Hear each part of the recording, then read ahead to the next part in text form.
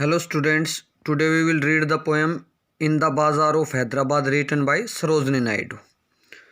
In this poem, the poet depicts the scene of the bazaars of Hyderabad. And in the first stanza, he sees the merchants selling some things. So what does he see and what does he ask them? इस first stanza में हम देखते हैं कि वो merchants को क्या बेचते हुए देखता है और क्या पूछता है। तो कहता है कि व्हाट डू यू सेल ओ ये मर्चेंट्स, कि ये मर्चेंट्स आप लोग ये क्या बेचते हो। Richly your wares are displayed, wares means सामान, डिस्प्लेड मीन्स प्रदर्शित कर रखा है, रिचली मीन्स एलोबरेटली बहुत ज़्यादा। भाई बहुत ज़्यादा सामान आपने अपना प्रदर्शित कर रखा है या बहुत ज़्यादा सामान रख रखा है। क्या बेचते हो? Turbans of crimson and silver, turbans means पगड़ियाँ बेचते हो, पगड़ियाँ हैं क्रिम्सन की और सिल्वर कलर की। Crimson means deep red colour की और सिल्वर कलर की। So we can say that the poet asks what the merchants are selling. They are having turbans of red color and silver color, tunics of purple brocade.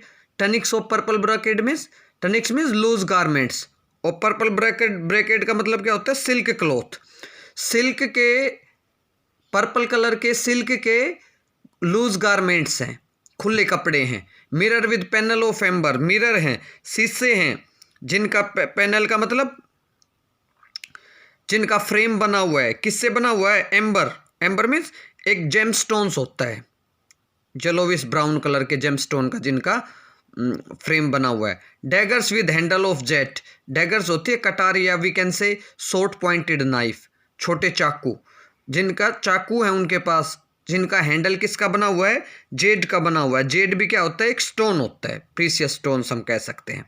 तो first stanza में कहने का मतलब क्या है कि first stanza में हैदराबाद के बाजार का क्या सीन हमें दिखाया गया है कि भाई मर्चेंट्स हैं, वो बेच रहे हैं, टर्बन्स बेच रहे हैं, लूज गारमेंट्स बेच रहे हैं, मिरर्स बेच रहे हैं और डैगर्स बेच रहे हैं। अब चलो move to next scene through the second stanza. अब सेकंड स्टेंजा में देखो नेक्स्ट सीन का पता चलेगा। What do you weigh O ye vendors saffron and lentil and rice. अब दूसरे स्टेंजा में क्या है? वेंडर्स से बात करता है। वेंडर्स वही होता है जो सामान बेचने वाले, कोई वेंडर्स बोलते हैं भाई। व्हाट डू यू वे, क्या तोल रहे हो तुम? सैफरन केसर, लेंटिन, लेंटिन का मतलब मसूर की दाल को बोल देते हैं। राइस कहते क्या तोल रहे हो? केसर, दाल और चावल तोल रहे हो। व्हाट डू यू ग्राइंड हो ये मेडन, मेडन मीन्स एक यंग गर्ल, एक यंग गर्ल से पूछता है फिर। व्हाट डू यू ग्राइंड, तुम क्या पीसती हो? Sandalwood, henna and spice, sandalwood पीस रही हो या सैंडलवुड का मतलब चंदन या मेहंदी, स्पाइस मीन्स या मसाले पीस रहे हो। व्हाट डू यू कॉल हो ये पेडलर, पेडलर होता है फेरी लगा के सामान बेचने वाला। चेसमैन एंड इवोरी आई डाइस, चेसमैन बेच रही है और इवोरी क्या होता है? हाथी के दांत से बनी हुई डाइस। डाइस आपको पता है ये खेलने के लिए जो हम या गोटियों को डाइस बोल देते हैं।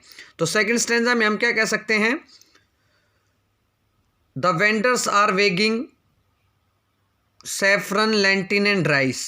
Then there are maidens or then there are girls who are grinding sandalwood, henna and spice. And peddlers are calling for chessmen and ivory dice.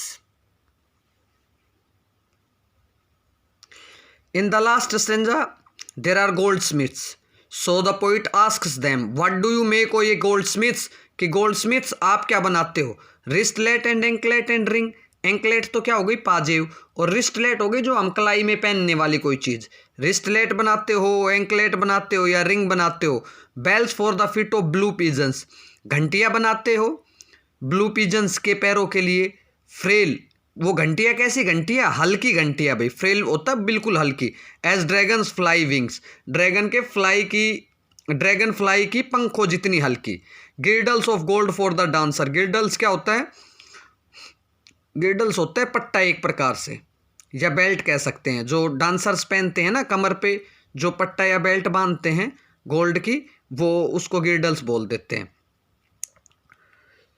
स्काबोर्ड of gold for king, और राजाओं के लिए स्काबोर्ड्स का मतलब क्या होता है? म्यान, तलवार जिसमें रखते हैं ना, म्यान बना रहे हो सोने की। तो यानी कि कहने का मतलब क्या है? थर्ड स्टेंजा में क्या सीन डिपिक्ट किया गया है कि there are goldsmiths, they are making wristlet, anklet and rings, they are making bells also, for the feet of blue pigeons, and the bells are very light in weight.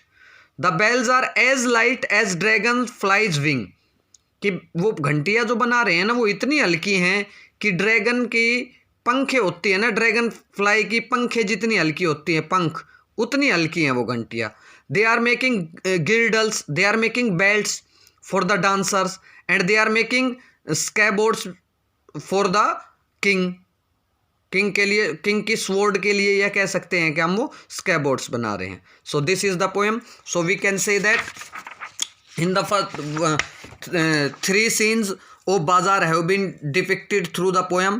In the first poem, the merchants are selling wares. They are selling turbans, tunics, mirrors and daggers. And in the second scene we can say there are vendors who are selling saffron, lentil and rice. Then there are girls who are grinding sandalwood, henna and spice. Then there are peddlers also who are calling people for chess, mended, ivory dice. Then there are shops of goldsmiths also. They are making bracelet, anklet and rings. They are making bells. They are making belts for the dancers and scabbards also. So this is the poem, and the poem is written by Sarojini Naidu. And Sarojini Naidu was born in 1879 and she died in 1949. She was a freedom fighter and a poet. Her poet depicts the life and events of India of her time. उसकी poems जो है ना depicts करती हैं उसके time के India की घटनाओं को. Are widely read in India and abroad. India में भी और विदेशों में भी इसकी पोएम्स पढ़ी जाती है. तो यानी कि सीन ऑफ बाजार ऑफ हैदराबाद है, ये आज का सीन नहीं है. ये पोइट ने जब ये लिखी थी उस समय का सीन को डिपिक्ट करती है ये पोएम.